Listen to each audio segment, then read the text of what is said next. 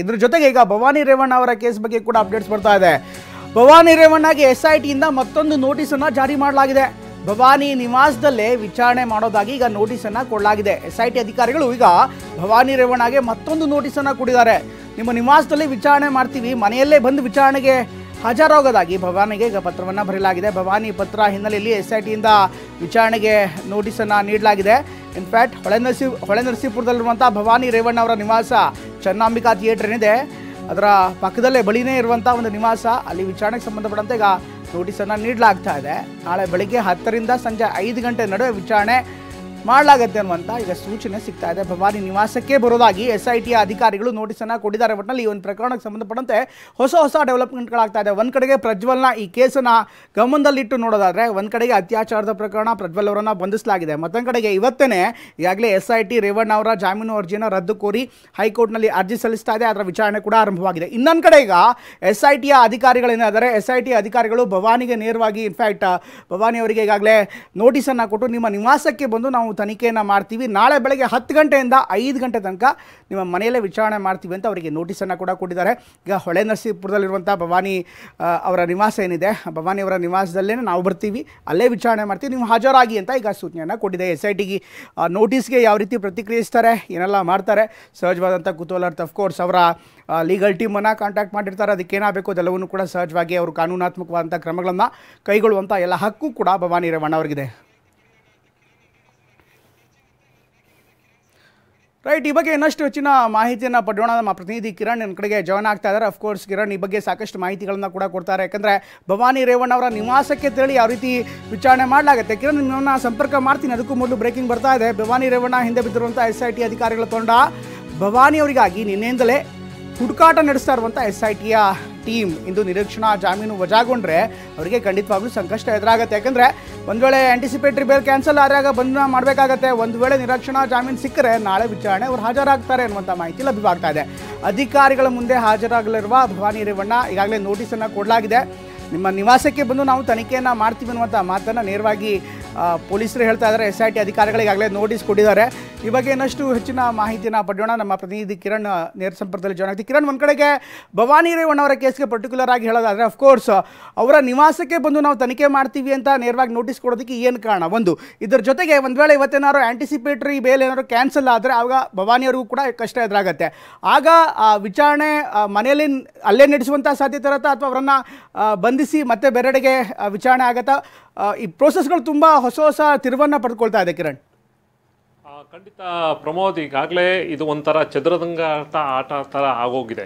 ಮುಖ್ಯವಾಗಿ ಏನಂತಂದರೆ, ಈಗ ಪ್ರಜ್ವಲ್ ಲೈಂಗಿಕ ದೌರ್ಜನ್ಯ ಪ್ರಕರಣಕ್ಕೆ ಸಂಬಂಧಪಟ್ಟ ಹೊರಗಡೆ ಬಂದ ತಕ್ಷಣ ಆ ಪ್ರಜ್ವಲ್ನ ತಂದೆ ಏನಂದರೆ HD ರೇವಣ್ಣ ಅವ್ರನ್ನ ಅರೆಸ್ಟ್ ಮಾಡಿರೋರ್ಬೋದು, ಜೈಲಿಗೆ ಹೋಗಿರೋದು, ನಂತರ ಬೇಲ್ ತೊಗೊಂಡು ಹೊರಗಡೆ ಬಂದರು. ಇನ್ನೊಂದು ಕಡೆ ಪ್ರಜ್ವಲ್ ರೇವಣ್ಣವರ ತಾಯಿ ಅಂದರೆ ಭವಾನಿ ರೇವಣ್ಣವರು ಕೂಡ ನೋಟಿಸ್ ಕೊಟ್ಟು ಅವ್ರನ್ನೂ ವಿಚಾರಣೆ ಮಾಡ್ತಾರೆ ಅನ್ನೋದು ಸಾಕಷ್ಟಿತ್ತು. ಈ ಮಧ್ಯದಲ್ಲಿ ಭವಾನಿ ರೇವಣ್ಣ ಖುದ್ದಾಗಿ ಕಳೆದ 15ನೇ ತಾರೀಕು SITಗೆ ಒಂದು ಪತ್ರವನ್ನು ಬರೀತಾರೆ. ಏನು ಅಂತಂದರೆ, ಯಾಕೆಂದರೆ ನೋಟಿಸ್ ಕೊಡೋ ಮುಂಚೆ, ಯಾಕೆಂದರೆ ಅವ್ರಿಗೂ ಕೂಡ ನೋಟಿಸ್ ಕೊಡಬೇಕು ಅನ್ನೋದಿತ್ತು. ಕೆಲವೊಂದು ಸಾಕ್ಷಿಗಳನ್ನ ಕೂಡ ಅವರು SIT ಅಧಿಕಾರಿಗಳು ಈ ಒಂದು KR ನಗರದ ಕಿಡ್ನಾಪ್ ಪ್ರಕರಣದಲ್ಲಿ, ಸಂತ್ರಸ್ತೆಯ ಕಿಡ್ನಾಪ್ ಪ್ರಕರಣದಲ್ಲಿ ಕೆಲವೊಂದಷ್ಟು ಮಾಹಿತಿಗಳನ್ನ ಕಲೆ ಹಾಕ್ತಾ ಇರ್ತಾರೆ. ಅದ್ರ ಮಧ್ಯದಲ್ಲಿ ರೇವಣ್ಣ ಅರೆಸ್ಟ್ ಆಗ್ತಾರೆ, ಜೈಲಿಗೆ ಹೋಗ್ತಾರೆ, ಅದರಿಂದ ಹೊರಗಡೆ ಬರ್ತಿದ್ದು ಒಂದು ಕಡೆ ಆಗುತ್ತೆ.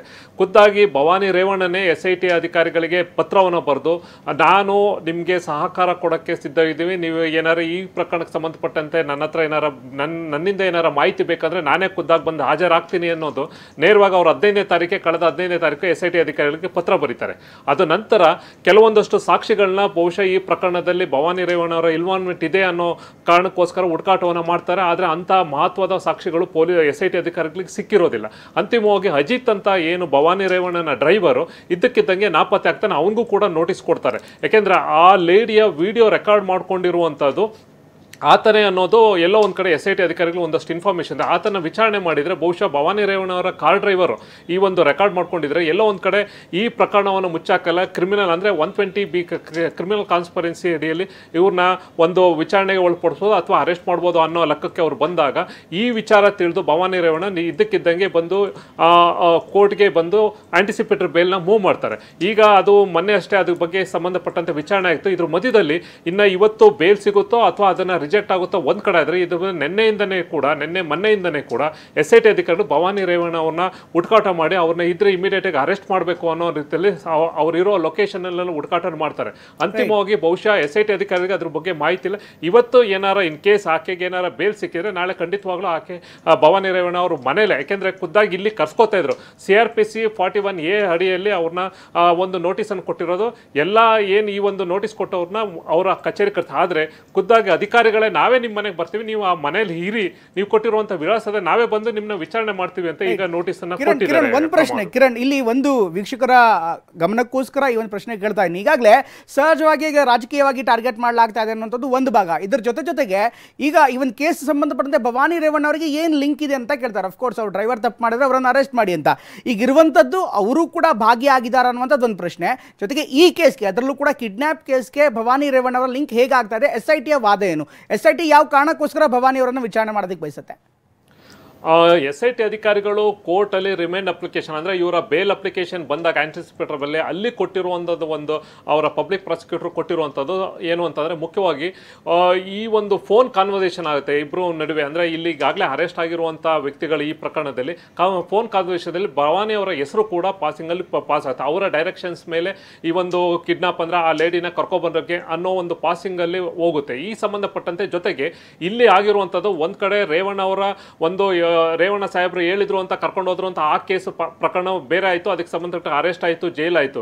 ಇದೇ ಒಂದು ಪ್ರಕರಣದಲ್ಲಿ ಭವಾನಿ ಅವರ ಆ ಒಂದು ಲೇಡಿಯ ಕಿಡ್ನಾಪ್ ಪ್ರಕರಣದಲ್ಲಿ ಇವರ ಪಾತ್ರ ಇದೆ ಅನ್ನೋ ಒಂದು ಎಲ್ಲೋ ಒಂದು ಕಡೆ ಒಂದಷ್ಟು ಎವಿಡೆನ್ಸ್ಗಳು SIT ಅಧಿಕಾರಿಗಳಿಗೆ ಸಿಕ್ಕಿದೆ ಅನ್ನೋ ಒಂದು ಅಂಶವನ್ನು ಕೂಡ ನಮ್ಗೆ ಸಿಕ್ಕಿದೆ ಅನ್ನೋದು ಕೋರ್ಟಲ್ಲಿ ಕೂಡ ಅವ್ರು ಓಪನ್ ಕೋರ್ಟಲ್ಲಿ ಕೂಡ ಅವ್ರು ಹೇಳಿದರು. ಆದರೆ ಅದಕ್ಕೆ ಸಂಬಂಧಪಟ್ಟಂತೆ ಅಜಿತ್ ಅಂತ ಏನು ಆಕೆಯ ಕಾರ್ ಡ್ರೈವರು ಇದಕ್ಕಿಂತ ನಾಪತ್ತೆ ಆದಾಗ ಆತನಿಗೂ ಕೂಡ ನೋಟಿಸ್ ಕೊಡ್ತಾರೆ. ಯಾಕೆಂದರೆ ಆತನು ಕೂಡ ಸಿಕ್ಕಿದ್ರೆ ಬಹುಶಃ ಆತ ಇಲ್ಲ ಮೇಡಮ್ ಅಂದರೆ ನಮ್ಮ ಮೇಡಮ್ ಡೈರೆಕ್ಷನ್ಸಲ್ಲಿ ನಾನು ಶೂಟ್ ಮಾಡಿದೆ ಅಥವಾ ಅದಕ್ಕೆ ಸಂಬಂಧಪಟ್ಟಂತೆ ನಾನು ಹೆಲ್ಪ್ ಮಾಡಿದೆ ಅಂತ ಹೇಳ್ಬೋದು. ಬಟ್ ಆತನು ಸಿಕ್ಕಿಲ್ಲ. ಹೀಗಾಗಿ ಇನ್ನೂ ಒಂದಷ್ಟು ಫೋನ್ ಕಾನ್ವರ್ಸೇಷನ್ ಕೆಲವೊಂದಷ್ಟು ಸಿಕ್ಕಿರೋದ್ರಿಂದ ಇವರ ಪಾತ್ರ ಇದೆಯೋ ಇಲ್ವೋ ಅನ್ನೋದನ್ನು ಕೂಡ ಮಾಡ್ಕೊಳ್ಳೋಕ್ಕೋಸ್ಕರ ಇಲ್ಲಿ ಯಾವ ಅರೆಸ್ಟ್ ಮಾಡ್ಬೋದು ಅನ್ನೋ ಒಂದು ಲೆಕ್ಕಾಚಾರಕ್ಕೆ ಇವ್ರು ಬಂದಾಗ ಇಮಿಡಿಯೇಟ್ ಆಗಿ ಭವಾನಿ ರೇವಣ್ಣ ಆಂಟಿಸಿಪೇಟರಿ ಬೇಲ್ಗೆ ಮೂವ್ ಮಾಡುವಂಥದ್ದು. ಹಾಗಾಗಿ ಈಗ ಅವರು ಎಲ್ಲಿದ್ದಾರೆ ಲೊಕೇಶನ್ ಸಿಗ್ತದ ಕಾರಣ ವರ್ಕೌಟ್ ಮಾಡಿ ಅಂತಿಮವಾಗಿ ಈಗ ನಾಳೆ ನಿಮ್ಮ ಮನೆಗೆ ಅಂದರೆ ಈಗ ಸಂಬಂಧಪಟ್ಟಂತೆ ಕೊಟ್ಟು 15ನೇ ತಾರೀಕಿಗೆ ನಾವು ತಾನೇ ಬಂದು ನಿಮ್ಮ ಮುಂದೆ ಹಾಜರಾಗ್ತೀನಿ ಏನೋ ಏನು ಕೊಟ್ಟಿದ್ರು ಲೆಟ್ರು, ಆ ಅಡಿಯಲ್ಲಿ ಈಗ SIT ಅಧಿಕಾರಿಗಳು ಆಕೆಗೆ ನೋಟಿಸ್ ಕೊಟ್ಟು ನಾವೇ ನಿಮ್ಮ ಮನೆಗೆ ಬಂದು ಒಂದು ಎನ್ಕ್ವೈರಿ ಮಾಡ್ತೀವಿ ಅನ್ನೋ ಇನ್ಫಾರ್ಮೇಶನ್ ಕೊಟ್ಟಿದ್ದಾರೆ. ಥ್ಯಾಂಕ್ ಯು ಕಿರಣ್ ಎಲ್ಲ ಮಾಹಿತಿಗೋಸ್ಕರ.